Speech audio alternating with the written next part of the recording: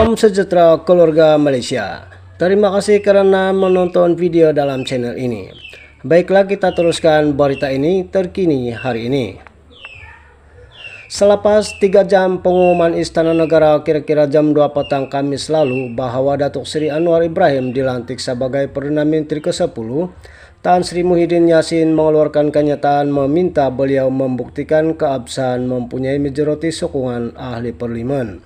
Ini karena Muhyiddin tidak yakin Anwar sudah melapasi majoriti muda 112 kursi karena beliau sebelum itu sudah menghantar dokumen akaun bersumpah SD 115 ahli parlimen yang menyokongnya ke Istana Negara seperti diminta. Pada Ahad sebelum itu, pengurusi gabungan Parti Sarawak GPS Tan Sri Abang Johari Abang Oping mengumumkan GPS akan membentuk kerajaan persekutuan bersama Perikatan Nasional PN, Barisan Nasional BN dan Gabungan Rakyat Sabah GRS. Namun apa yang berlaku selepas pengumuman Abang Johari itu, keadaan sudah berubah berikutan beberapa perkembangan, termasuk langkah diambil Pakatan Harapan PH dalam usaha Anwar mendapat sokongan bagi memulihkannya menjadi Perdana Menteri dan membentuk kerajaan. BN pula sebenarnya belum membuat keputusan sama ada untuk bergabung dengan mana-mana parti dan parti gabungan atau kekal sebagai pembangkang selepas hanya mendapat 30 kursi. Difahamkan apa yang sebenarnya berlaku ialah Muhyiddin gagal membuktikan beliau mempunyai majoriti muda untuk membelikan yang di Pertuan Agung Al-Sultan Abdullah Riayatuddin Al-Mustafa bila sah membuat keputusan melantiknya. Yang di Pertuan Agung perlu diyakini bagi membolehkan Baginda membuat keputusan bahwa pada hemat Baginda seorang sudah mendapat majoriti untuk dilantik sebagai Perdana Menteri. Sehingga yakin telah ada seorang mendapat majoriti, baru Baginda akan membuat keputusan. Namun walaupun Muhyiddin sudah majoriti 115 SD kepada istana, ia bukan suatu pengesahan semua penama menyokongnya, kata satu sumber.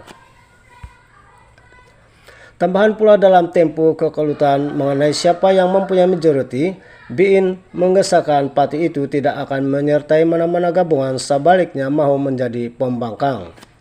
Pengurusi BN Datuk Seri Dr. Ahmad Zahid Hamidi juga menyatakan pihaknya tidak pernah berunding dengan GPS dan semua ahli parlimen sudah menandatanganinya aku janji serta memberi mandat kepada beliau menentukan gabungan jika mahu menyertai pihak yang mahu menubuhkan kerajaan. Pada masa sama, Anwar juga menegaskan PH sudah mempunyai majoriti untuk menubuhkan kerajaan namun tidak menyatakan butiran parti atau jumlah ahli parlimen menyokongnya. Sumber itu juga berkata mungkin berlaku pertindihan nama yang sama menyokong Muhyiddin dan Anwar menyebabkan pihak istana menangguhkan untuk membuat keputusan siapa yang layak dilantik Perdana Menteri. Namun katanya secara konvensi Anwar yang mewakili parti mempunyai kursi paling banyak boleh dibenarkan membentuk kerajaan minoriti, tetapi yang di Pertuan Agung tidak berbuat demikian dan mahu memastikan hanya yang melapasi majoriti muda membentuk kerajaan. Keputusan PN untuk hanya menyertai kerajaan bukan daripada PN juga suatu petunjuk bahwa Muhyiddin tidak mendapat sokongan 115 ahli parlimen seperti didakwanya. Pengumuman itu juga petunjuk BN mengubah pikiran daripada menjadi pembangkang dan mahu menyertai Anwar dan PH menubuhkan kerajaan dan bukan PN. Sumber itu juga berkata GPS mungkin melakukan kesilapan apabila membuat pengumuman penubuhan kerajaan bersama BN dan PN karena mempercayai Muhyiddin mendapat sokongan daripada sekumpulan ahli parlimen BN untuk membentuk kerajaan. Mereka mungkin tidak menyangka Ahmad Zahid berjaya meyakinkan BN dan Majelis Kerja Tertinggi MKT UMNO mengubah ketetapan awal untuk menjadi pembangkang dan tidak akan bersama PH atas dasar no doubt no Anwar. Namun episode ini berakhir selepas dua majelis menghadap di Istana Negara. Pertama, apabila Muhyiddin dan Anwar dititah menghadap dan yang di Pertuan Agung mensadangkan mereka membentuk kerajaan perpaduan demi kestabilan politik rakyat dan negara. Muhyiddin secara tegas menolak dengan terus mendakwa beliau mendapat sokongan majoriti berbeda dengan Anwar yang cenderung menjalin kerjasama membentuk kerjaan perpaduan seperti di saran Baginda.